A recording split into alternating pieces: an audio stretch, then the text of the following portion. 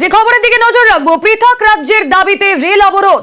পৃথক কোচবিহার রাজ্যের দাবিতে অবরোধ, হুঁশিয়ারি। গ্রেটার কোচবিহার পিপলস অ্যাসোসিয়েশনের অবরোধের ডাক। আগামীকাল থেকে জোড়াই স্টেশনে অবরোধের ডাক। বাংলা অসম সীমানা জোড়াই স্টেশনে অবরোধ। মঙ্গলবার থেকেই জোড়াই স্টেশনে জমায়েত।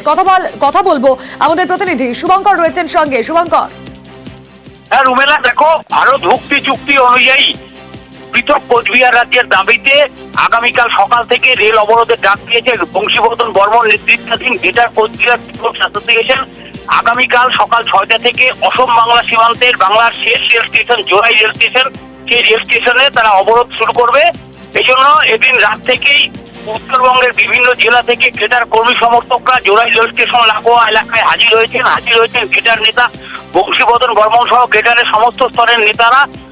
তারা যেটা জানিয়েছেন যে তাদের যে দাবি, সেই দাবি যতক্ষণ না পূরণের বিষয়ে কেন্দ্রীয় সরকার সুস্পষ্ট আশ্বাস দিচ্ছে ততক্ষণ কালকে সকাল থেকে যে রেল অবরোধ শুরু হবে সেই রেল অবরোধ চলবে।